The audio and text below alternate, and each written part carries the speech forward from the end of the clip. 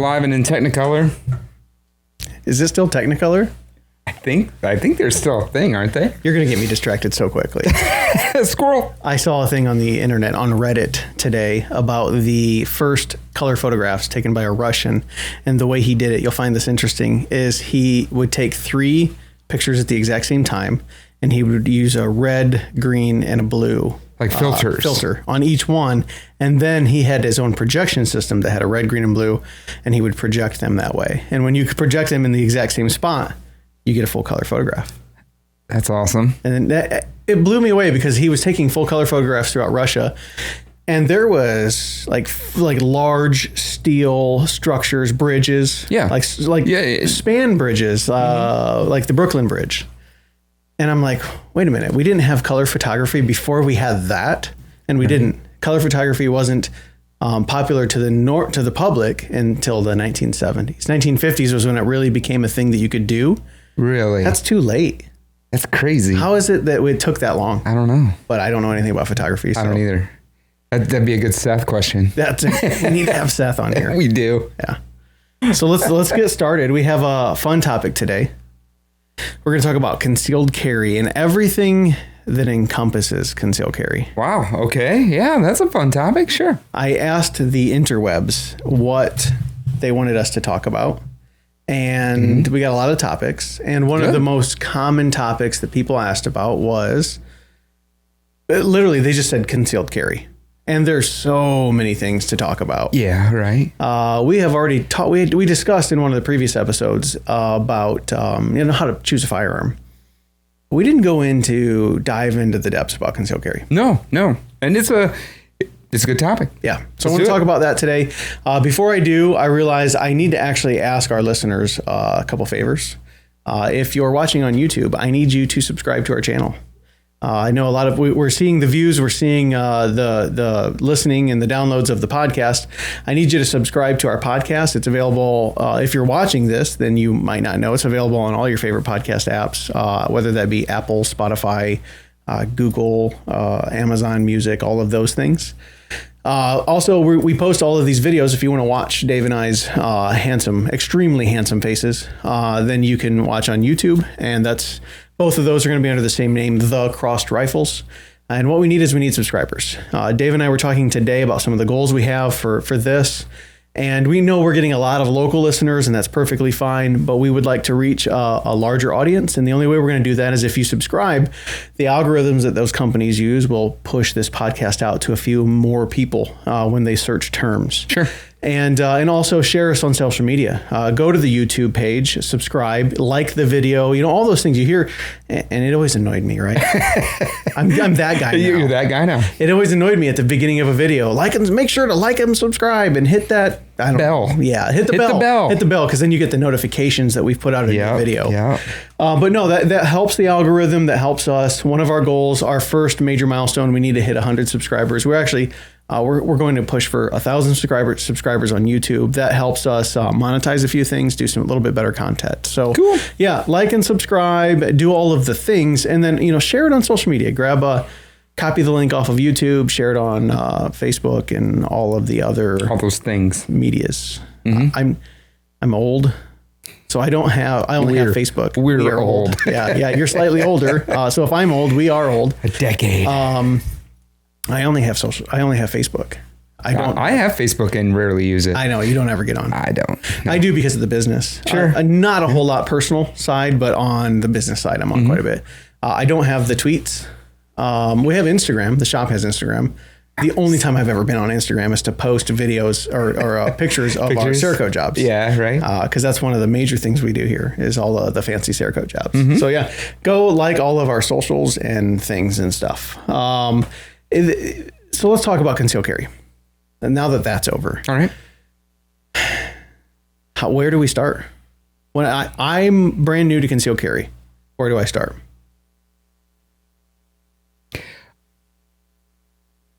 Okay.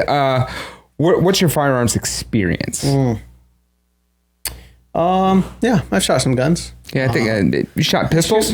Shoot in the backyard. Maybe been to a couple ranges. I know that I want a gun. I know that I think I'm safe with a gun. I'm going to play a customer. Yeah. Well, that's what I thought we were doing. Yeah, absolutely. But when I say I'm going to play a customer, what I mean by that is we have a lot of customers that come in here and think they are safe with firearms. And they are, in fact, not. Sure. But that's the guy I am. I think I'm good with firearms. I was in the Army, 27 years ago, and I think that matters, and it doesn't. Right. So yeah, that's kind of where I'm at. And I want to conceal carry. All right. Have you taken a class? No. Ohio just got constitutional carry. I know that I don't need a class. No, you don't need a class, but you need a class. Okay, so that brings us to our first topic: training. Right. Training being ever so important. 100%. You and I are both going to be on the same page there. I don't want to talk anybody that comes into the shop out of concealed carrying. I don't either. And I've said this in the shop a lot, and I'll say it again. I'm going to paraphrase, and I'm putting myself on my own spot here. But, your right to bear arms shall not be infringed, period. Right.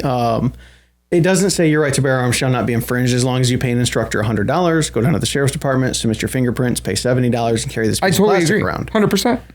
So I think that you have the right to buy a gun, tuck it in your pants, roll down to Walmart, and you're good to go, right? Conceal carry. Constitutionally. I think you're a dumbass if you do that. Right. Because you have the right to jump out of an airplane with a parachute on too, but you're not going to do that without any training. Right. Let's hope. Right.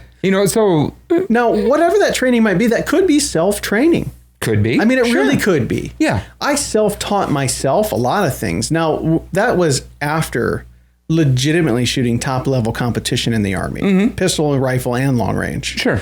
That was after taking an armorer's course for pistols and running a range for a whole year for pistol qualification. Yeah. But as far as concealed carry goes, I was pretty self-taught. Yeah, I think a lot of people are going to be in that boat. What I think a class brings you is just the general idea of concealed carry, do's, don'ts, some legal advice, some practical advice, and it condenses it all into one spot, and you're not squirreled away, or you're not talking to your uncle and talking to somebody else and talking to somebody else. And our instructors here, at least, having concealed carry for a long time, have furthered their education on their own and with other people.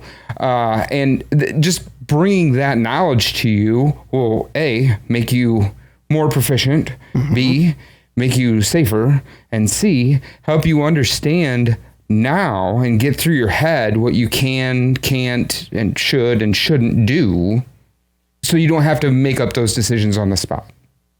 I'll even take it a step further. So we're talking about the beginner concealed carrier. I consider myself an expert enough on concealed carry that I'm going to have a podcast about it.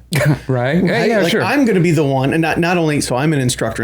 I'm the guy that certifies all of our instructors. All of our concealed carry instructors in the state of Ohio can come to me and get certified to do that.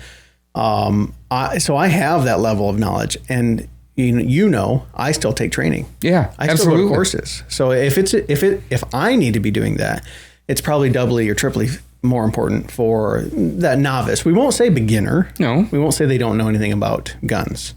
But yeah, so you hit the nail on the head. The training that we do here, it covers most of those things. We have added the thing is, so we're in Ohio. We did recently get constitutional carry, but before that, it was required that you took, and the law was really oddly worded. I'm just going to paraphrase a little bit, because when we got concealed carry originally, it just straight up said you need to take an NRA basic pistol course. The concealed carry laws were legitimately written around the learning objectives of the NRA course, because the NRA is who got, I know that just those three letters are wildly crazy right now. Like, God forbid you show support for the NRA or that you don't like them. Right. So one way or another, you're going to piss half the people off. The NRA got Ohio concealed carry. And the reason we can 100% know that is not just because I know people within the organization, but also because the law was written around their course. Right. They went to the lawmakers and said, here, make this required. And it was the learning objectives of the NRA basic pistol course. So for the last decade or more, that's the course that that has been being taught here in Ohio. In fact, you can double down on just to show that it was actually written over that law. When the NRA course went from 10 hours to 8 hours, the law in Ohio went from taking a 10-hour course to an 8-hour course. Wow. All right. So they just follow each other. Sure. nothing in the NRA basic pistol course is advanced. It is a basic pistol course. Nothing in the NRA basic pistol course is a concealed carry course. If you were to look when we schedule these courses, we don't write on the board CCW or concealed carry class. Right. People coming in, we tell them, well, this course will get you qualified to go down to the sheriff's department and get your concealed carry. There's nothing in there about the law or legality of concealed carry. So we have taken some time and added a module or two so that we can talk to people about that stuff. But yeah, I think the biggest thing is it shows you how to hold a pistol, right? And you'd be surprised, people that have been shooting their whole life and they don't do that. Oh, yeah. And it shows you all of those basics. Now, as far as concealed carry goes, I think that once you get that class done, you're actually, if you start at 0 and you take that class, I think you're probably at a -2. And what I mean by that, we've both spent some time in the military, and we both had to learn hand to hand. In fact, well, you joined combatives. Yeah, you joined quite a bit later. It was combatives for you. Mine was actually hand to hand. We did the whole stand up. And, really? Oh yeah. So I joined long enough ago that it was stand up and flip people over your back thing. But then later on when I was an NCO, I was a combatives instructor. So I got some of that combative stuff. And what we used to tell I was a level 1 combatives instructor, which is, if you taught a private level 1, it's just enough to get your ass handed to you in your bar. Yeah, absolutely. Like, it's nothing more than it's enough confidence to start the fight, but you got no idea what to do with that. Sure. Same thing with that basic pistol class. I think that with so many people, that's the last class they ever take. It's the last training they ever do. And I don't care if it's self-training or not. Yeah, I was going to say classes are one thing, but training is another. Like, you don't have to go to a class to get training. Nope. But you have to further your training, and you have to maintain your skills. All that stuff's perishable. Yeah. Including your mental skills. So you have to stay up on all those things. So training is the number one thing I tell people to expect. Go out and when we say training, that's ammo. That's the right gear. That's testing my gear. There's a good chance that you're going to buy a holster. We're going to jump around on this a lot. Yeah, it's just a wing it. Yeah, that's what we do. That's right. That's what we should have called it. The wing it. No, you're going to buy a holster and you're not going to like it. Right. You're going to figure that out when you get a chance to go to your buddy's farm or the range that will allow you to holster draw. Or the first time you drive somewhere wearing it and you're like, holy shit, this thing is digging into my... Or get on your motorcycle or dress in different clothes or, yeah. So training is the only way to determine that stuff. Sure. Like to go out and actually use your equipment. Another thing that you need to be sure that your equipment's going to work right, which means that you need to go out and shoot. Every firearm is a mechanical item. That is a fact statement. They're just mechanical items. They are. The next fact to that is every mechanical item will break. It will fail. It will. Could be 100 years. It could be 1 year. Every single mechanical item on Earth will fail at some point. You need to figure out how easy it is to make your mechanical item that you're choosing to protect your life with fail. And that means that before, and there's wildly different numbers by instructors here. These are I'm going to give the asterisk now. These are just my opinions. None of them are right nor wrong. Oh, yeah. But, I have a lot of guys that say you need to shoot 500 rounds through your firearm before you trust your life to it. That seems legitimate. It does. I have people that say that. I tend to tell people 200, 250 rounds, depending on the firearm. There are certain brands that I trust more than others that will shoot different ammos.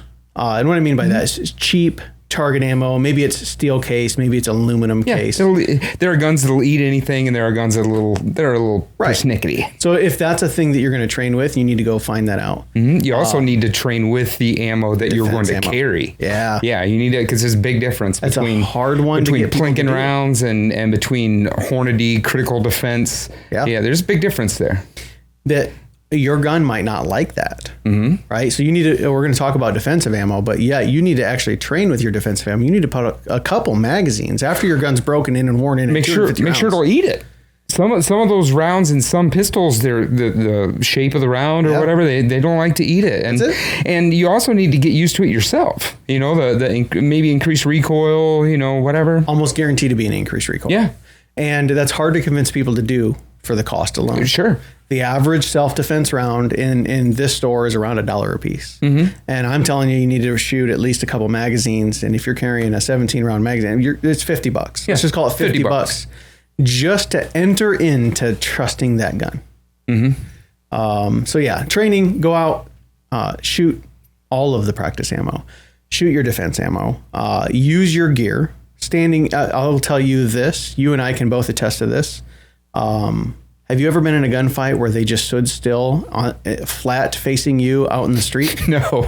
Weird, right? No, I have not. Right. And so where you had time to get a good weaver stance and take a couple breaths and push your gun out and take, it doesn't and clear all your clothing from your holster and click your spurs and whatever else you're going to do. Yeah. It doesn't work that way. It doesn't happen.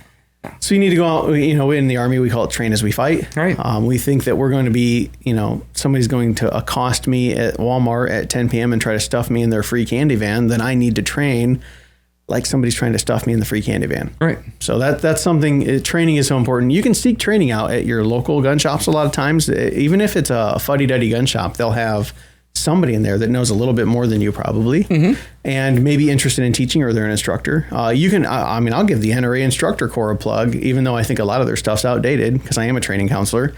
You can go to nrainstructors.org and search for classes that are going on in your area. The USCCA, 5 years ago, I would have told you to, probably longer than that. 10 years ago, I would have told you to stay away from their training courses if they had any. Nowadays, I would tell you to seek those out possibly first. They have some phenomenal training courses. They have a phenomenal YouTube channel as well that they share a lot of really good scenario type training. Yeah. For free. Yeah, for free. Yeah, it's great. I'm not here to plug any insurances. We'll talk about that too. It's on our list of things to cover. But I will say that the USCCA membership comes with a lot of online training options. We are a USCCA member partner here at the shop, which means that we do occasionally in classes talk to people about that. But I'm not here to peddle the insurance. I actually told our representative, because they have employees, that when I partner as a shop with the USCCA, it's through one of their employees. Sure. And they approach us. And I told them no originally, and she gave me access to the training. And the training is what convinced me to join up as a partner or shop. Right.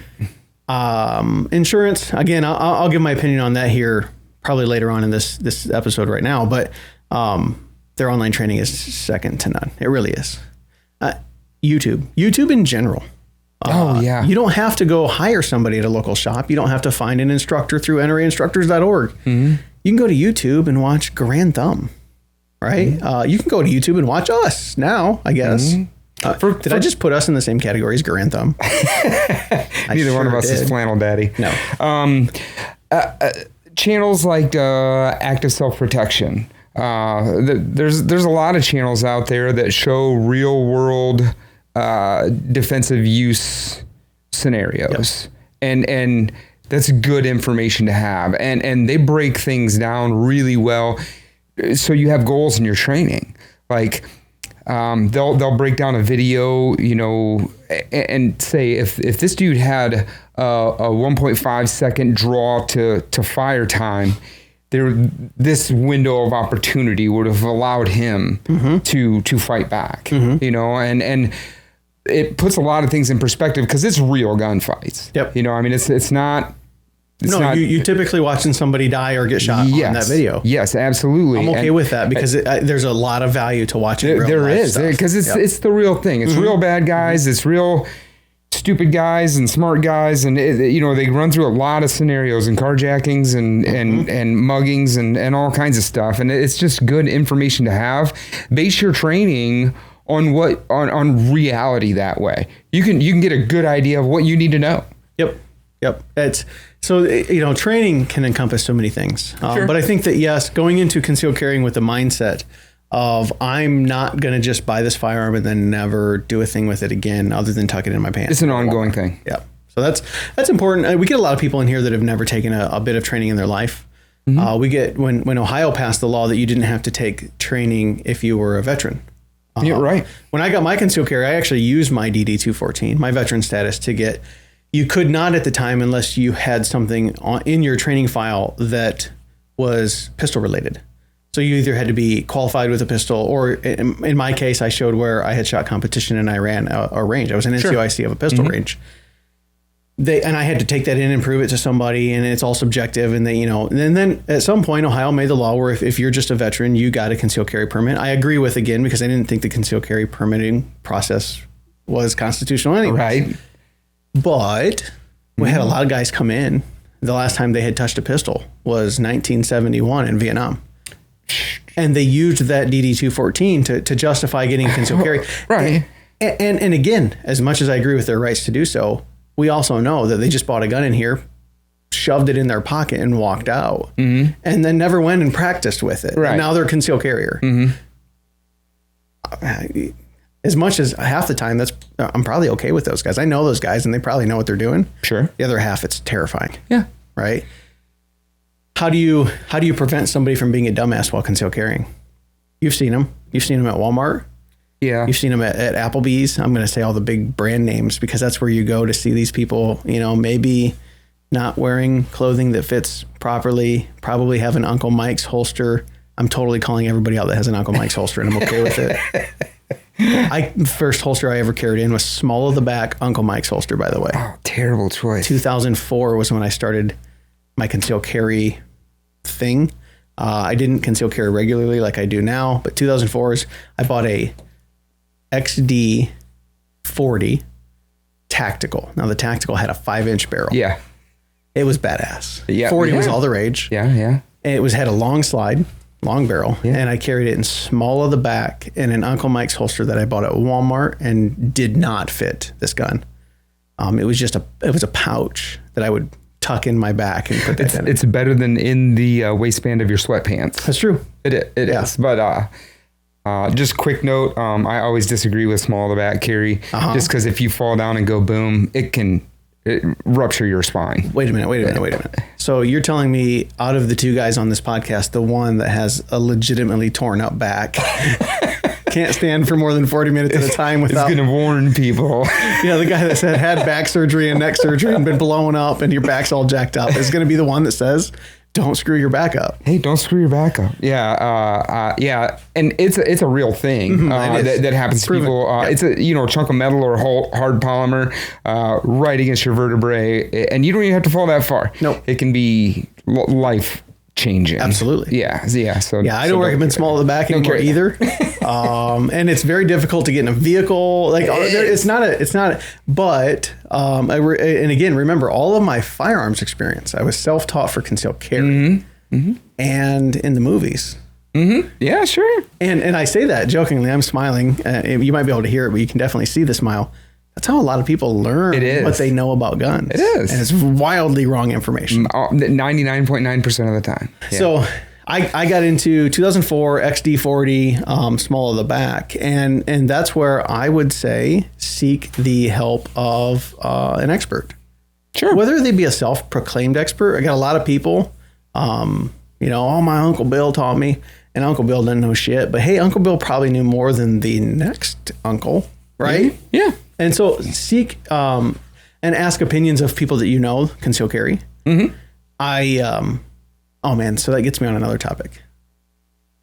Do you tell people that you're a concealed carrier? Now, I mean, obviously you don't advertise it, but do just general people in your life probably have an idea that you do, or would it be a surprise to them? No, I don't know that it would be a surprise to many people. I'm wondering because you're wearing a cross rifle shirt and a 2A 1791 hat, right? So you and I are not the gray man. No. In general life.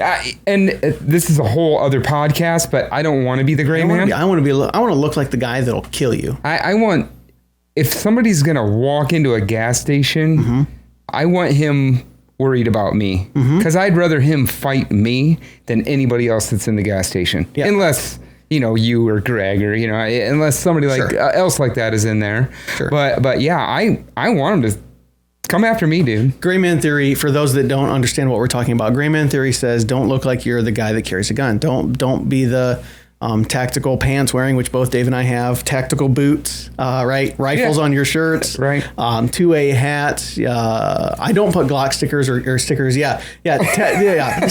Sleeve tattoos, probably a gun tattoo or several skulls, right? All of the things. Don't, high and tight haircuts. Mm-hmm. So they say don't do that because you'll be a target. If you're at the mall and there was a recent mall shooting in Indiana. If you're at the mall and you're in the eating area and somebody walks in and they see you, the theory is that they would target you first. It's the same theory you hear about open carrying, which I open carry a lot here in the shop. All right. Now, there's no reason to conceal carry in a gun shop. I own the place. Right. But open carrying here in the shop, in a small town like ours, 9,000 people, a lot of people out in the community know both of us. We've both been business owners in the area for a long time. We're both from the area. I go down to Walmart too and open carry. Like I go get lunch and I'm open carrying and I don't think twice about it. But the theory is that makes me a target. That's what I want. Yeah, I'm okay with that. I'm okay with that. I'm okay if you target me first, because chances are you're going to suck and I'm going to get a chance, right? Because I've trained. Or maybe it will deter you. I think it will deter just as many crimes from happening as just walking in and seeing a lot of soft targets. The gray man theory being that, there's 5 guns in here, but you don't know it. Well, they can start popping people off, right? So I think it's a kind of 50-50 split. But the interesting thing I want to know is how many people follow that gray man theory, to back to what we were talking about, in their life. There are people that shop with us, and if they were to go in their social circles and mention that they carry a firearm every day, their social circle would be surprised. They would be surprised, for sure. So that's another thing you have to think about. How dedicated are you going to be to concealed carry? The more dedicated you are, the more likely you are of being found out. And the saying goes, if you concealed carried correctly, nobody would know. Because it's concealed. 100%. Right? Yeah. And I do follow that when I travel. And when I say travel, and I'm not that guy that only carries a gun when I go to the big city, but like when I'm outside of this shop and my wife and I are going to go eat, right? I conceal carry. Right. And if done correctly, nobody knows. Right. Even though around here, right? Everybody knows. Everybody knows you. When I walk in. But yeah, so that's another thing you have to think about, though, is this is a potential lifestyle change and how deep you're going to go. I read a lot of things. So I'm on a lot of forums online, trying to stay up with the times because of the business and whatnot. Sure. Trying to distract myself from the business sometimes. And Reddit is one of them. Several concealed carry forums, the USCCA forum, all of those. And one of the most common things I see, I don't think you're on them as much as me, is younger people having a hard time coming out to their parents as a concealed carrier. Right. And because they grew up in maybe a very liberal home, or maybe just an anti-gun home, maybe something devastating had happened. There's reasons to be anti-firearm. Sure. I can empathize with people that have those thoughts. And then you get a younger person that turns 21, 22 years old. They're out on their own. They're typically not in a financial situation where they're living in the nicest places. And they start to conceal carry. They feel that the need to protect themselves outweighs their maybe family's dislike of that kind of situation. So it's actually something to think about if you're going to conceal carry, is that it's a potential to change your life dynamic and social circle and some things there that do you really want to go deep conceal carry, which affects our conversation we're still having. It does. Or are you okay with it being pretty obvious that you're carrying a gun? Printing or whatever, Exactly. or Well, it's gonna change what firearm you may carry, what kind of holster you use, or belly band or whatever. It's going to change stuff. There's a wild difference between a Ruger LCP. So the Ruger LCP2 is for those that don't know, it's a tiny little 380 gun that fits in my palm. It's tiny. I think it exists 5 or 6 rounds. They got the LCP Max now, right? So it's like 10 rounds, but it's still small. Fits in the palm of my hand. Yeah. I can easily put it in my pocket, right? It goes back to a conversation we had before. I'm a guy, so I have functional pockets, right? And some women can't say that because it blows me away. Women have more things to carry typically than guys, right? Have you seen the size of the front pockets in women's jeans? Yeah, there's nothing. I'm constantly carrying my wife's shit. Yeah. They're like this. She can't fit her key, because keys nowadays for vehicles are extra large, by the way. It's not just a key. It won't it's a fit thing. Why put a pocket there? Right. It's pointless. But anyways, so a little LCP would easily fit in my pocket compared to a Glock 17, which is going to be your what we would typically standard talk about a duty gun. A police officer is carrying a Glock 17 size gun. Military, the SIG 320, full size the new M17 full size gun. Wildly different concealed carry styles and equipment. Yep. Chances are, we talk about printing. If you conceal carry correctly, nobody will notice. And I tend to disagree. Nobody notices anyways. Oh no, I'm shocked. Even open carrying with shorts on and a white T-shirt, and I'm working on a deck or something like that, and I go to Walmart to pick something up, and I have my outside the waistband holster on. I walk around Walmart, even with a white T-shirt. And your Glock is red. It's crazy red. And people still don't notice. Yeah. They don't. So that's another thing. But to talk about lifestyle change, we're going to use that to segue into equipment. Are you okay? Printing, for those of you that are just kind of joining the concealed carry world, printing is where you would tuck a gun in your waistband, waistpants. That's not the right word. In your waistband. I haven't had enough coffee yet today. It's only 1:30 in the afternoon. Right. Tucking a gun into your waistband and then putting your shirt over it, and it's a large gun, so you can kind of see the outline through the shirt. That's printing. Right. Smaller the gun, the less you print, depending on the holster and the gear. There's a big difference between a $30 holster and a $120 holster, and typically how they print. I asked Bob before we did this podcast. I asked Bob, if you were going to tell anybody anything about concealed carry, somebody came to you who's brand new, the very first thing, without even really hesitating, he said, "Be ready to spend good money on a good holster." And a belt. He says, just like shoes. You get what you pay for. And if you buy cheap shoes, your feet hurt. If you buy nice shoes, they don't. It's the same with the holster. Yeah. And the I've always told people the base of concealed carry is the belt. A good heavy duty. Huge difference. And when I first started concealed carrying, I just wore a heavy leather belt, like a dress belt kind of thing. And you think that it's a nice heavy duty belt. Yeah. And until your back starts bothering you and it gets more and more uncomfortable as the belt shapes itself and all that. And my first pistol belt, it really changed how comfortable it was and how much I printed. Yeah. Both. Yeah. 100%. So that goes back to gear. We have a top. Be ready to spend money on gear. Now listen. I'm going to say this, and I want everybody to listen right now. If you're not paying attention and you're working in your house or you're driving and the kids are yelling in the back, I want you to listen to this next part. I do not want you to think that you have to spend a lot of money to conceal carry. It is not required that you spend all of your paycheck or your entire month's paychecks on gear. Okay. No. But you need to have the mindset that you're going to be okay with upgrading your gear as you go. You cannot conceal carry well in an Uncle Mike's unshaped holster. You can't. I don't care what Uncle Mike's thinks about that. There are purposes for those. Absolutely. Maybe out in the field. Maybe you want to carry a gun out in the field. You don't need the conceal carry fancy shit anymore. Nope. But you need to be ready to spend money. Well, and be prepared. We talked before about I really have one pistol that I conceal carry. I have 4 holsters for it. Yeah. Depending on if I have a light on it or not. If I'm outside the waistband, inside the waistband, appendix carry, depending on what I'm wearing, depending on what I'm doing that day. I have 4 holsters for it. They're all good holsters, but be ready for that. We have the same conversation where we talked about how you really have one pistol. I have 40. I don't know. My rotation of carry is more like 3 or 4 guns that I carry. And I have a box full of holsters. Sure. Not a small little Amazon delivery box. I have a box full of holsters. And I use them still. Some of them I don't like. Some of them I use in training and showing people what maybe not to buy. Sure. Sometimes I use those same ones that I don't like to show people what to buy because it might work for their body style a little bit more. So that's something that's important. But be ready to spend money on gear. We took a poll here at the shop and we asked all of the employees here at the time, how if I was brand new to concealed carrying and I walked up to you and I said, I want to be a concealed carrier, how much money should I have? The lowest was Bob, who's the same guy that said, be ready to spend big money on gear. Right. Bob said $650. And that was his lowest.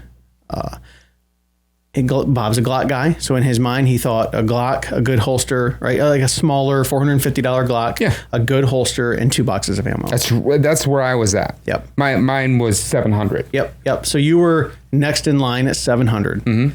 And I was thinking a couple boxes of training ammo, a couple boxes of self-defense ammo. Yep. Yeah. Jen and Chad said 800. They were the next. They both agreed separately from each other, $800. And Chad, being Chad, started to go into his reasoning why. Of course. And in his reasoning why, he actually included the cost of taking a class. I didn't do that. Yep. So that's where the difference between yours and Chad's and Jen's are. Right. They both included the cost of, hey, I'm going to go take a class from Cross Rifles, and they're $100. Jen got her concealed carry by taking a class through us before she was an employee here. Right. And Chad is our head instructor. So makes total sense. Yeah. The my budget was the highest, probably partly because I am. So there's several reasons why, right? It's a weird thing to say, but I am probably in a slightly different tax bracket than some of the other people that we took the poll on. Sure. And I'm the owner of the shop, so I'm not saying I'm going to say a high number because I'm going to try to sell people more things. I've been concealed carrying for a long time. I've got more gear. I've probably just done it longer than some of the other people here. Sure. And I said $1,100. Now I have a caveat to mine. I said $1,100, but I think everybody else kind of took my question for face value. I'm going to go to the gun shop. How much money do I need? Mine was more of a be ready to spend $1,100 over the next 3 to 4 months. Yeah, if you would have said that, I would have included a class. Yep. I'd included another couple boxes of ammo and a Mantis. Yeah. I would have included all that in there. Yeah. So that puts me about where you're at. Yeah, $1,100-$1,200. I would be picking up a $600 SIG 365. I'm going to be $100 to $120 on a holster. I'm gonna buy 300 to 500 rounds of practice ammo and 100 rounds of defense ammo. I'm talking about a class. Like I'm going to talk a person into buying all of the things, and that $1,100 just some. Again, it's kind of weird to say because 10 years ago, or I guess it was 13 years ago, my wife and I weren't sure if we were going to be able to buy groceries, and we didn't have a couch. But that $1,100 just isn't that big of a poke to me right now, so it's a little bit different change. The interesting thing that you added in there is the Mantis. Oh, I highly recommend it. 100%. Back to training. Yes. Be ready to spend the money on gear, but be ready to spend the money on training, even if it's self-training. The Mantis product, and my goal is to be there. I want them to be our first sponsor because we love their products so much. We do. We sell tons of them in the shop. The Mantis X10 is a gyroscopic driven little piece of equipment that you attach to your firearm. It's a firearms instructor. I mean, it's as good as having somebody that knows what they're doing standing right next to you. An X10 registers every single trigger pull, dry fire or live fire. So you can use a dry slide, stand in your living room, and fire at a blank spot on the wall, right? Dry fire at a blank spot on the wall, and that Mantis can feel the movements of the gun. Every single movement of the gun, from the holster all the way to the holster. Yep. It's a total motion detection. Yeah, it's awesome. And it will read all of those individually out on a tablet or the app that you might be running them on. And that's incredibly important feedback. We were talking about draw times earlier, and I wanted to bring it up then.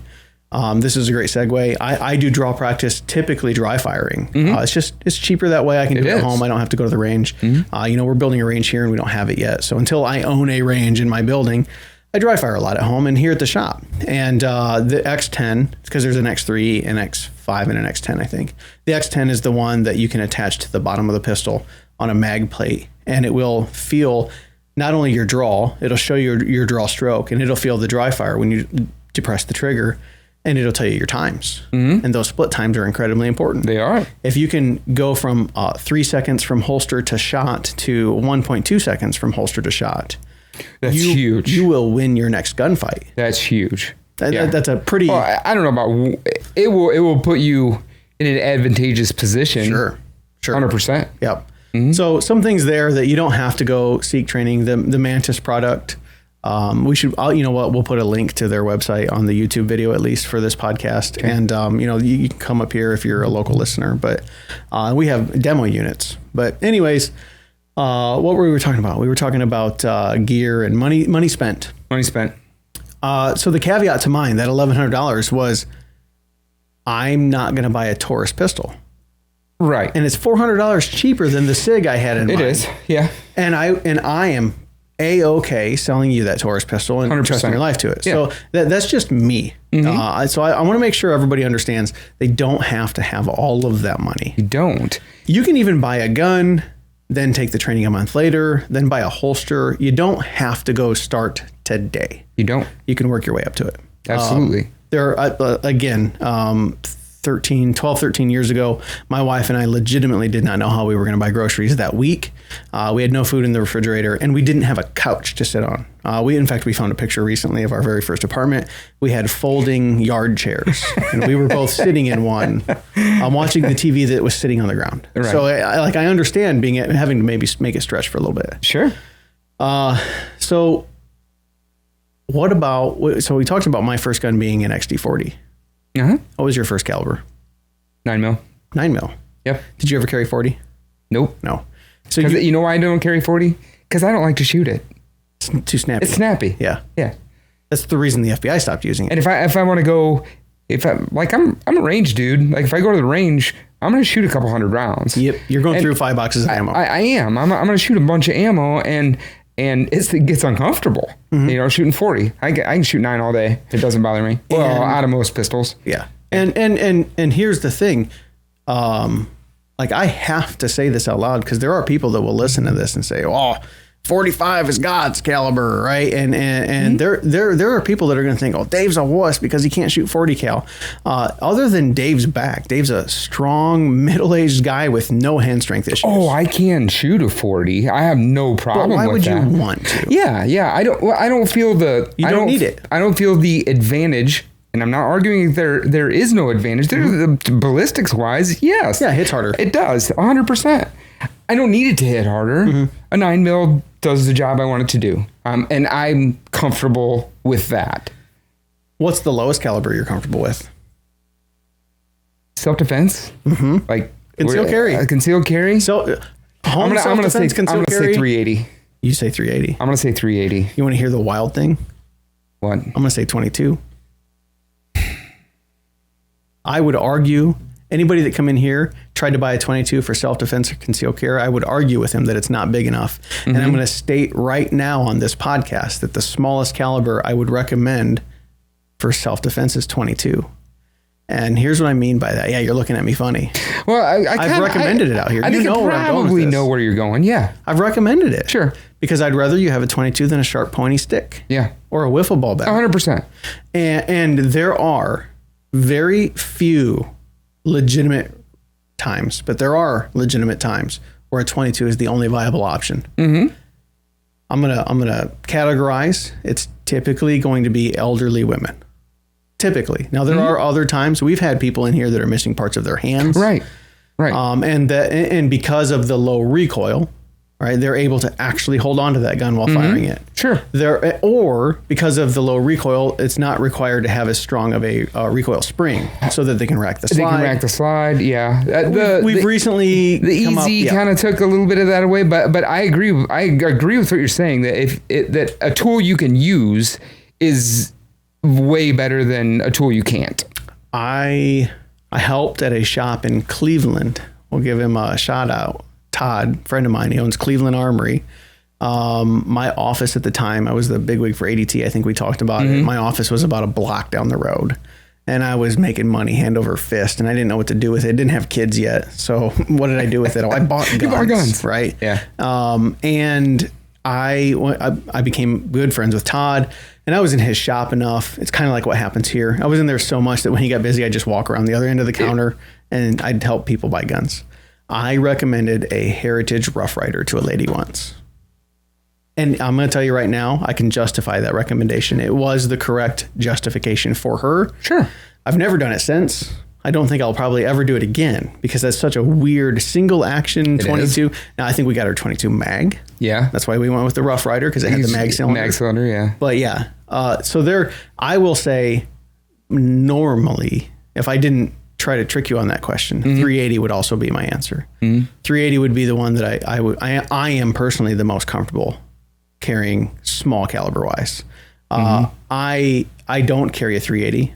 Well, every once in a while, my wife's got a little SIG 238, 238, and I'll grab that and throw it in my pocket. If like I'm wearing gym shorts, right, I got a little pocket holster that it fits in real well. But for the most part, I carry 9mm. I'm a 9mm guy. I carry a 1911 here in the shop. All right. And I dare somebody to come in the comments and talk about 2 World Wars or jam sandwich or any of those things. Right. Cause I've got a whole wall of 1911s and some of them will jam like crazy. Yeah. But I'm also the guy that just told you 25 minutes ago that just go and test your ammo and see what will run. I got some 1911s that'll run. Absolutely. And they 100% exist. Yeah. You carry what you're comfortable with. What works for you. Where we're both going with this. Dude, I got no problem. If you want to carry 45 in a 1911, do it. Just practice. Yep. You know, full just steel train. frame. I don't care what you heavy, hard to carry. You carry a 500 Smith & Wesson revolver if that's what you want to carry. Yep. And you're willing to put in the work and get the gear and whatever to hide that thing ish. Go do it. I will say this. There is such a thing as too big. Now, you're a real big dude. I got another friend of mine that owns another gun shop. His name's Jeremy. He's on a podcast himself. He's 6'7", probably weighs 300 and some pounds, and he was in the Marine Corps. He can legitimately get away carrying a 500 Smith & Wesson. Oh, yeah, sure. And be comfortable doing so. Yeah, I can't. No. I'm 5'9" and you're a couple inches shorter. There's no way. And while both of us have a little bit of tactical muffin top going on, we're not big dudes. Nope. So yeah, I could not conceal carry that, and I definitely couldn't do it comfortably. Right. But once you get to a certain point, so when I say there is such a thing as too big, there is a firearm that is too big for everybody where they stop carrying, and that's where I want you to not go. Right. The gun that's too uncomfortable, too heavy, too large, or too much recoil gets left on the nightstand instead of getting put in your pants. Sure. It gets left at home instead of going to the range, and that's the gun that you need to conceal carry, the one that you will practice with, you will train with, and that you'll take everywhere because it does not hinder your comfort in life. And if there's one thing humans won't do is they will not regularly hinder their comfort, even for their safety. Right. There's still people to this day that absolutely refuse to wear safety belts because they think they're uncomfortable. I guarantee you that downrange in Iraq or Afghanistan, if you're out on patrol and you asked every soldier if they wanted to take their helmet off, they would all say yes. They would, 99.9% would be like, hell yes. I want to take this 9 pounds off my head. Full well knowing that it could get them killed. Absolutely. Does not matter. Yeah, I want to take my shit off. Yep. Yeah. Now, bullets start flying. Those helmets go back on real fast. Sure. But that's like saying you're going to click your seatbelt before you get in an accident. Yeah, it's the same thing. So, yeah, I want to caveat that there is always some level of discomfort when you're concealed carrying. I'm glad you brought that up. Some. Now, is it bearable? You know, it depends on who you are, I suppose. But you can make it bearable. And with the right gear and time and practice. It helps. Understanding that you might have to junk a holster and buy another one, maybe carry it a different spot on your body at some point. You're going to have to go through the uncomfortableness, though. You will. I probably spent $300 trying to appendix carry. Yeah, same. Yeah, really. And it never worked for me. Now, some guys absolutely swear by it. And for those that are not watching, when I talk about us being slightly shorter, slightly smaller guys, we both have bellies. We're very similar body styles, you and I. And I have seen straight fat guys appendix carry. No problem. And they love it. And so it's not about the belly. It's not. It's just the way I wear my pants. Yeah. Or the way I sit. I don't know what it is. I'm kind of short-waisted, and it's always digging in where it's not uncomfortable and stuff. I mean, I've just tried. It's the fastest. Yeah. It's statistically proven by anybody that gives it a chance that they can draw faster. It's the easiest way to draw in a vehicle. Yep. Anytime you're seated. Appendix is in the front of you, by the way. Yeah. Most dudes are uncomfortable with it because the gun's typically pointed at your junk, right? But I've never had a a gun go off when it's been on my hip, so I'm not really too concerned about it. But yeah, for those that aren't watching, I've seen videos. Yeah, I've seen videos out there too where most hip worn guns are pointed somewhere near your femoral artery. Absolutely. A lot. Yeah, just make sure that you're wearing a good holster. Yeah. So that covers the trigger. So that your gun doesn't go off. Yeah, that's an easy one. Interestingly enough, can't click the seatbelt before we get in a wreck. Nope. This is one that I'm pretty hardline on. You need to carry with a round in the chamber. I don't know why you wouldn't. Well, because you're afraid to shoot yourself in the femoral artery or your junk. Well, maybe this comes back to training. Put your gun in your holster. Put a piece of tape around it so it doesn't come flying out of your holster. And empty. Nothing in the chamber. No loaded magazine in it. No bullets in it. And go bang it around. Yeah. Throw it around. Do nasty stuff to it. Beat on it to see if you can get that gun to go off. Good God, you just made all the guys that have safe queens cringe. Well, people don't like to treat the guns like you and I. No, me neither. I do have safe queens, but not my carry guns. No. So figure out. So you have faith in that. You take I know I say Glock. I carry a Glock, but you take a Glock. You can't make it fire throwing it around. You can't. You have to pull the trigger. Not unless it has mechanically failed on several fronts, which is 3. We're talking astronomical. Right. And the same goes for almost all modern striker-fired pistols. You can't Sig Sauer, some variations to be right. There's that. Most modern day striker fired pistols, you can't make them go off unless you pull the trigger. Right. If your holster covers the trigger, it can't go off. I've always said somebody that's hesitant to carry in the chamber is simply not comfortable with their gear or their skill level yet. Go train. And that's okay. I didn't carry in the chamber right away. When I was carrying small of the back, XD40 tactical in an Uncle Mike's holster. I'm going to give you all of the things. This is why we're having this podcast. Yeah. I learned it the hard way. There's somebody listening carrying an XD, maybe probably a 9mm at this point, or God forbid, an XD40 tactical in a small of the back. Learn from my lessons. Yeah. I didn't carry it around in the chamber either, but I have gotten to the point through training, and I got there pretty quickly. The next gun that I can still carry, and I still carried it for years, was the Ruger SR9C. Not by any means considered a phenomenal gun, but man, that thing ran great. I mean, you and I both have experience with them, so we think they're phenomenal. Absolutely. But that's not compared to a Glock. Everybody's going to make fun of you. I don't care. No, it's a great little gun. But yeah, be comfortable with your gear. You can't.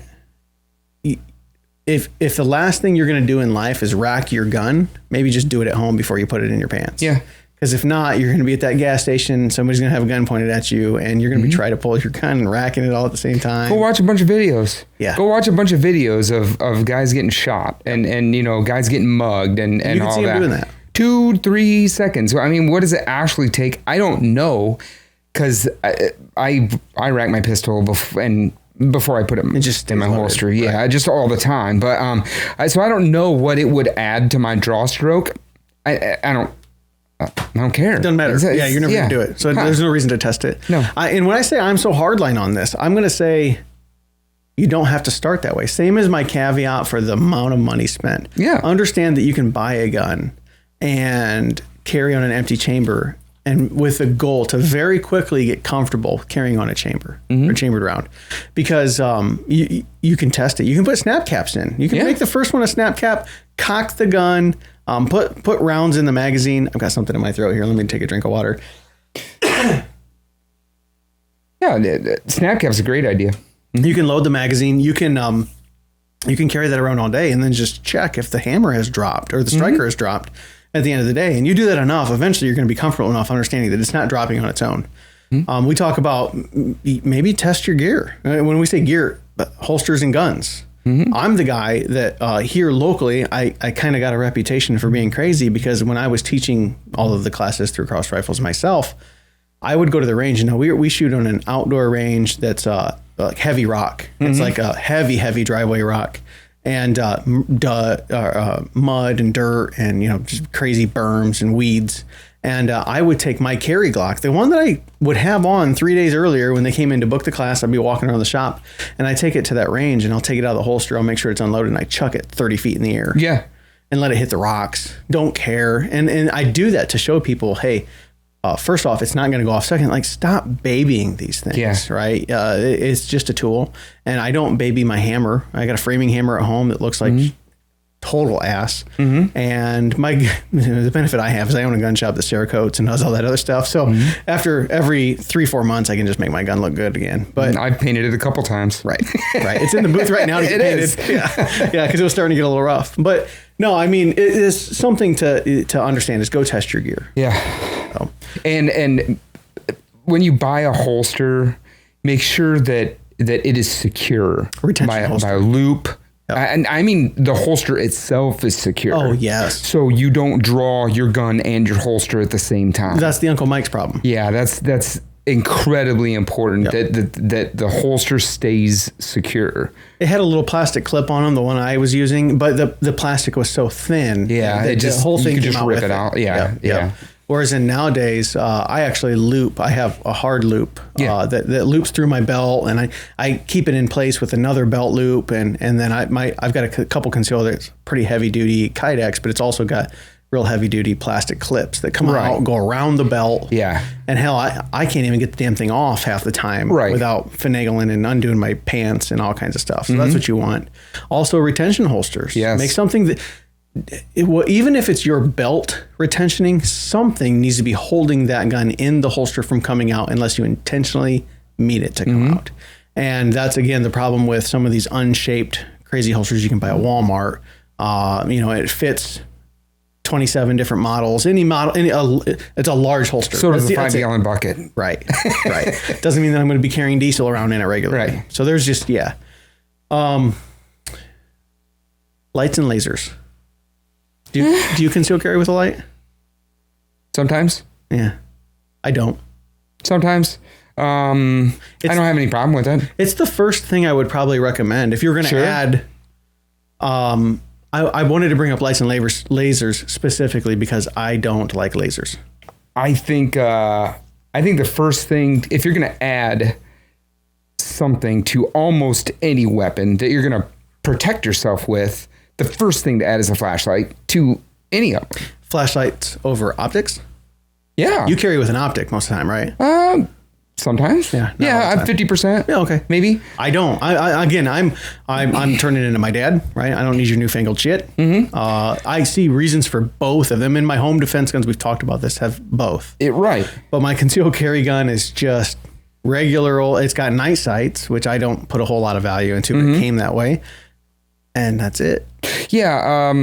I'm super comfortable with red dot. I don't mind them at all. I'm faster with a red dot, and I'm more accurate at 100 yards with a 9mm with a red dot by a long shot. Yep. But do I need it in a gunfight? No. Not a self-defense gunfight. No. Not at all. Yeah. So I think I could take it or leave it. First thing, if somebody come in and they just had money burning a hole in their pocket and they really wanted to upgrade their concealed carry gun, would you recommend a light or an optic? A light. I think so too. Yeah. But then now you're into another holster. Well, typically are with optics nowadays too. Well, half and half. In my experience, yeah. You're buying really nice $120 holsters that are already cut for optics. Yeah. So, and I'm not afraid to go after a holster with a bandsaw either. Right. We've done it here. Yeah. Well, yeah. That's why. But yeah. So I would always say light first. If you're going to upgrade a gun, put a light on it. Now, the only time I would. Again, there's it's not a black and white world. The gray area is diminishing eyesight. The first thing I recommend for diminishing eyesight is typically an optic. And when we say optic, we're talking about I wouldn't even drill or a mill slide out anymore. I would just get rid of that gun or put it in the safe or put it in the nightstand and just buy a gun that has, MOS thing, has something that has the MOS or whatever SIG calls their thing. That's optics ready. Yeah. And I would put a little red dot on top of the pistol, and that. It helps with acquisition time, for sure. Helps with accuracy, for sure. Now, you and I can both go to the range and put a man-sized target at about 10 yards. I mean, a considerable distance, and draw and probably shoot from the hip. And I don't need to aim at 10 yards. No. Yeah. So, you don't even need to put the gun out in front of you. We can probably do hip shots. So that's a whole different, again, goes back to training level. Right. But just diminishing eyesight. I would recommend a red dot over a light. I think a light's the first tool that you should add. I think it's almost necessary for home defense, but it's the first tool that you should add in most situations. Yeah, for sure. Lasers are gimmicks. I have never met a laser that would stay remotely zeroed on a pistol. Yeah. And I've messed with quite a few. Well, no, you're going to have somebody in the comments say, well, that's not true. I've got my Smith & Wesson, and he's shot 17 rounds through it in the 2 years that he's had it. Yeah. And you shoot 200 rounds a week. Yeah, so there's a huge difference in probably use case. But I've never met a laser that would stay zeroed. Yeah, the batteries die. They're typically very difficult to change out. You got to take that off of, whether if it's built in, then it's a whole different pain in the ass. Smith & Wesson has the Crimson Trace frames. Or you got to take it off. You're going to unzero the thing already. And I will say this. Phenomenal training tools. Yes, absolutely. Dry fire training tools. Not even at the range. Yeah. Because anytime I've seen somebody go to the range with a laser, they start depending on the laser as opposed to their fundamentals. We're going to talk about the 5 fundamentals of shooting in another podcast, but it's very important that you have a base understanding of what those are if you want to go to the next level. Okay, now I'm going to caveat on top of that. After you're a solid shooter, I see no reason to not put a laser on a pistol in certain circumstances. Laser light combo. 100% of the TLR8, Streamlight TLR8. Yeah, I get that. I know what IR lasers and night vision does for the U.S. forces in the dark. It's an incredible tool. Yeah, absolutely incredible tool. But I'm going to walk my statement back. It's a gimmick for beginners. Yeah. Yep. Don't rely on it. That's the thing. Good God, no. And don't rely on a red dot. Don't rely on, don't. You just got to be able to shoot. Yeah, fundamentals. And phrases like this bother me. At self-defense ranges. So 10 yards and in, the only thing that's super important is your fundamentals. And I mean, your draw and your presentation is all, and your trigger squeeze is all you really need. You don't have to even look at the sights at 10 yards to hit a person. I would argue that if you're in a self-defense situation, you should really not be looking at your sights. Not at all. I mean, you don't need any of those tools to save your life in a close-up kind of situation. I'll tell you a funny story. I don't think I've ever told you this before. So we do a lot of classes, and I still go to half of them. And Adam Siebenauer, our general manager here, he's in Alaska right now. He took a class from us, and part of so he wanted to get his Ohio concealed carry, but part of the requirement here at Cross Rifles is if you want to carry in the store, you have to have taken one of our classes. We want to see how proficient you are. Sure. And this was when he was a newer employee. This was before he was the GM. And I was at the range that day, and we were all just kind of messing around afterwards. The class was over, and I had a new gun that I wanted to try out. It was a 9mm something or other Glock. I think it was either a 48 or a 19 that I had picked up. And I had a holster for it already outside the waistband, and I was just kind of messing around, and I wanted to see something. So I put it on the table. I got ready. I drew some circles, little 3-inch circles, and I'm only 10 feet away, 15 feet, not very far. And I holstered this gun, and I drew, and I did like a cowboy, like a lean back and shoot. Yeah. I drew and shot as absolutely fast as I could from the holster, and I hit dead center of that circle.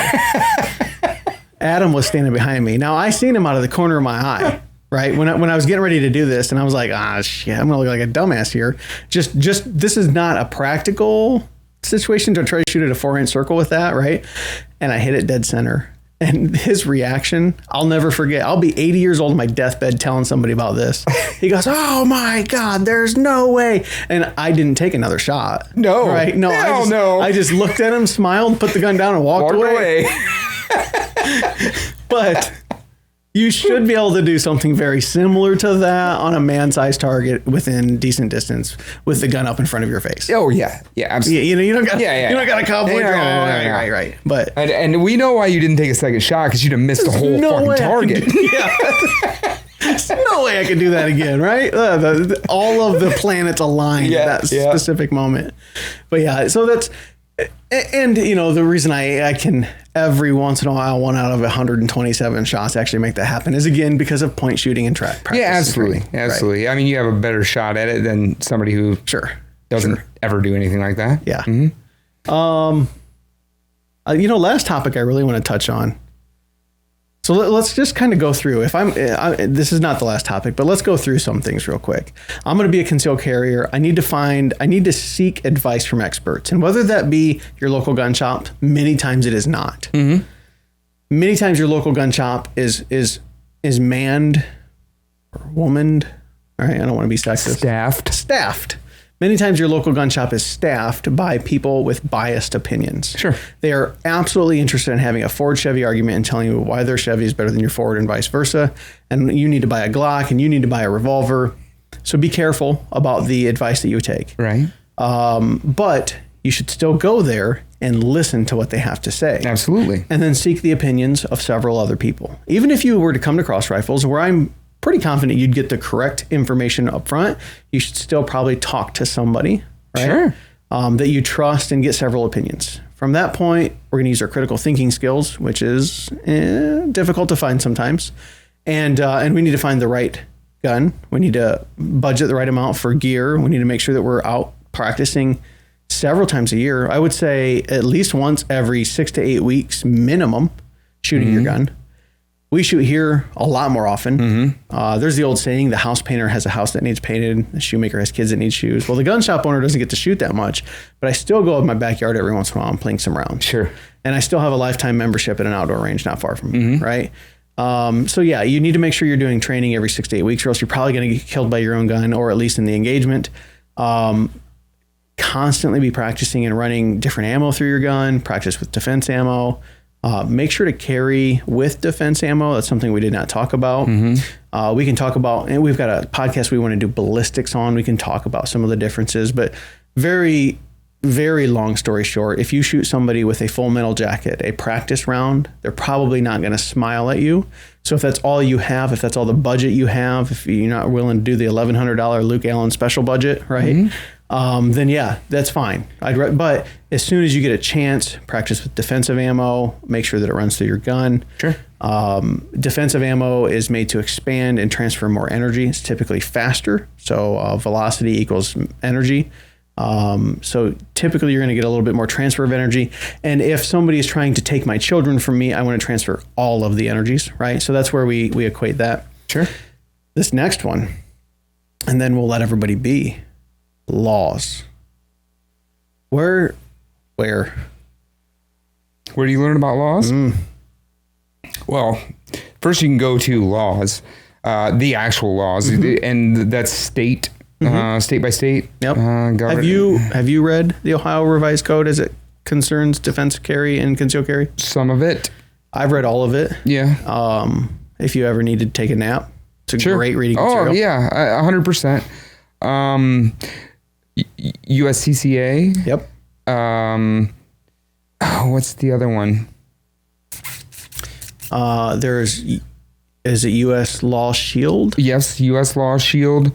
OhioConcealedCarry.org lays things out pretty well. Buckeye Firearms. Yeah. Buckeye Firearms. I just completely blanked on the names. Buckeye Firearms Organization or something like that. That's for Ohio. USCCA is pretty national. Mm-hmm. U.S. Law Shield's pretty national. Mm-hmm. You can look up on both of those. There will be speaking things that you can pay for. You can go to, I'm going to call it a class. Sure. Or a local attorney who is licensed to speak on behalf of the law can tell you a little bit about that. We actually have an attorney here locally that has agreed a couple times to give some classes. I, as an instructor, am not allowed to speak on the law. I'm not a licensed attorney, right? I'm not a practicing attorney, but I can tell you the laws. So there's a weird workaround where we have to teach you what the laws are, but I'm not allowed to interpret them for you. What I would recommend not doing is just seeking out the advice of a person, even if that's an instructor. Mm-hmm. And the reason I say that is because the amount of times, and I've taught thousands of civilian students, the amount of times that I have been able to trick somebody, we're using air quotes there, into telling me that you if you shoot somebody on your front porch, you have to drag them inside. You've heard that. If you shoot somebody outside, make sure to drag them in, right? Because you can't shoot them unless they're in your house. It's a terrible idea. It's horrible. Police can 100% tell when a dead body's been moved. Yeah. Like no question. They're not going to know. Like they're going to show up and be like, why did you move this body, sir? Right. So that's the first thing that's going to happen. And then it's really hard to convince that it was a self-defense shooting if you're moving dead bodies. I've gotten people to say that, and then I will straight out ask them, you're at Walmart, your wife is on the passenger side, somebody pulls up, grabs her, tries to put him in a white van with no windows. Can you shoot that person? Do you know the answer? I know you know the answer. Unequivocally, no questions asked. The answer is yes. Yes, 100%. You can shoot that person. Yes. And what I mean, there's several things that this covers. And I think this probably in most states, this is for Ohio only, but for most states, this probably covers. First off, it doesn't just have to be me. I can defend myself or those around me. Okay. So I'd be defending my wife at that point. If she didn't have her own firearm, we'd probably both be shooting him. And the other thing is we have established we are not in our home. So if I can legally engage that person in that Walmart parking lot, what's the difference between my driveway? There's none. Right. So that's the first thing. The other thing, and I absolutely can understand, and I want to specify, I absolutely can understand why people think this, because movies and media have made you lead to believe that you're not an honorable person if you shoot somebody in the back. But can you legally shoot somebody in the back? Yes. Absolutely. And the amount of times, every class, by the way, every single class, I can get somebody to say one of those two things. Even if it's a 6-person class on a random Saturday that we just randomly booked, out of those 6 people, I'll get somebody to say, you got to drag them back in or you can't shoot somebody in the back. And I've laid it out pretty clearly. If I come out of my bedroom and you're in my hallway and it's 2 a.m. and I'm wearing my whitey tighties and I have a gun, because even when I'm in my whitey tighties, I have a gun. I don't wear whitey tighties, but I don't wear anything to bed. Hey. Just your holster. That's not true either. But I thought it sounded fun. It sounded better in my head before I said it out loud. But no, if I come out at 2 a.m. and I'm wearing my underwear and you're in my hallway and you're not supposed to be there, I'm going to very loudly let you know I have a firearm and I'm probably going to use all of the vocabulary to let you know you need to leave. If you start advancing towards the stairs that go up instead of the door that goes out, I will kill you. Yeah. And Dave, would you care to tell the listeners why? Because that's where your kids are. That's it. I will shoot you in the back. I will shoot you in the back until the threat has ceased, which will probably line up with the 17 rounds of 9mm that I have in my magazine, right? And I'll be fine. Because when they show up and I explain what happened and I tell them that I don't want to say anything until my attorney is present, eventually through the attorney, we will explain to that person or that law enforcement agency that's investigating this, that my children were upstairs and I feared for their danger. Right. So yes, you can shoot somebody in the back. This is all to say you need to know your laws. You need to know your laws and you need to practice things in your head. Scenarios in your head are absolutely. The amount of times that I've run through that same scenario in my house. I know where the stairs are. I know where the exit is. Of course, it's my own home, but I also know the shooting lanes. Yeah. When I open my door and if there's somebody outside the hallway, I know which way my door opens, where the hinges go, and where I'm going to clear from there. Grand thumb. Go watch him, right? Go watch Old Flannel Daddy on YouTube if you don't know who he is. But he had a really good video, and I don't watch YouTube very often, but guys here at the shop do, so I catch it every once in a while. And he said, if the very first time you ever clear a room is the first time you actually have to clear a room, you're going to fucking die. Yeah. And he said it just like that, and I agree. It's a crazy learning curve. It really is. The first time you clear a room shouldn't be the first time you need to actually go clear a room. Right. Practice, even if it's at your home, even if you don't know what you're doing. Especially if it's your home. Yes. Even if you don't know what you're doing. Yeah. Even if you don't know how to clear a room and you don't got nobody to teach you, practice it, because you're going to be more proficient and faster at doing it when you do need it. And you're going to fall back on that lowest level training that you have done for yourself. But anyways, laws. Find out the laws for your state. They're different everywhere. They are. Find out the federal laws, but also don't fall into the mythos of laws. That's why, here in Ohio, we have stand your ground. We don't really have castle doctrine. We've got this weird in-between thing where I don't have to run, right? There's no duty to retreat. No. There's also not really, it doesn't specify castle doctrine in the law, but it does say that I can defend my home and my property. So there's just some weird things. Right.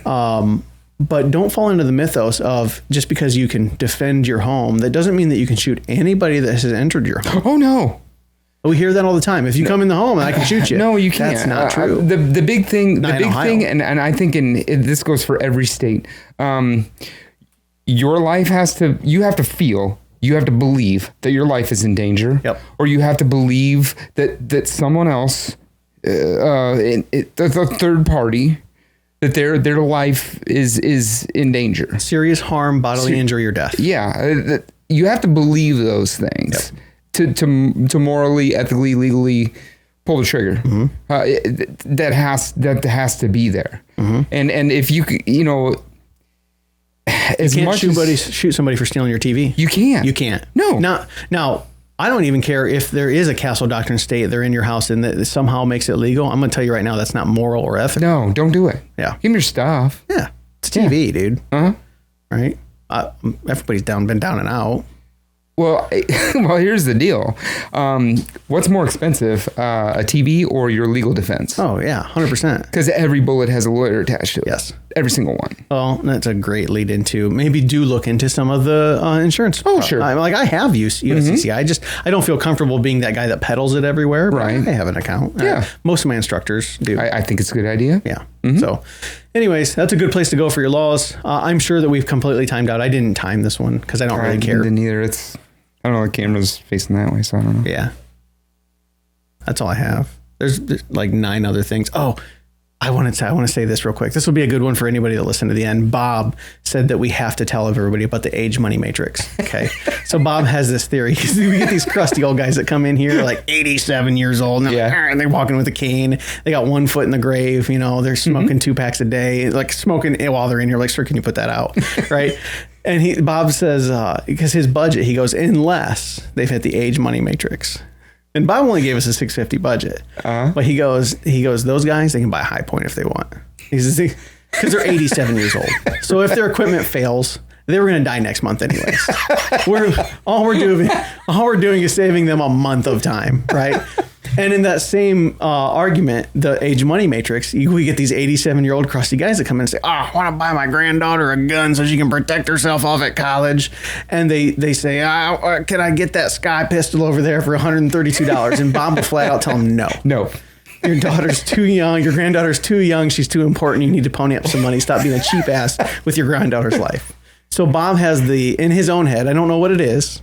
He's told me that there's a diagram for it in his head. But it's the age money matrix for how much you should spend. The older you are, the shittier gear you can get away with, because it doesn't really matter anyway. And how often are you really going to go use it? Yeah. It's gonna sit hidden in the pile of empty, Coke cans that's sitting next to this guy's TV chair. PBR cans. Yeah, I was being nice. Yeah. So yeah, that's the age money metrics. That's the last thing Bob said I had to talk about it on this podcast. I'm looking forward to the Bob podcast. We need to do that. People don't know Bob. They don't. They need to know Bob. Chad's podcast is awesome. Yeah. Chad's podcast is awesome. Chad's going to be a regular on the show. Well, he was terrified. Oh yeah. At first. Yeah. Then he got into it. Oh, it didn't take very long. It was a roller coaster thing. Before recording this one, he was out in the office area here. He goes, "You want me to make a guest appearance real quick?" Yeah, he got over it pretty quick. Oh, that's awesome. So, all right, we'll let you guys go.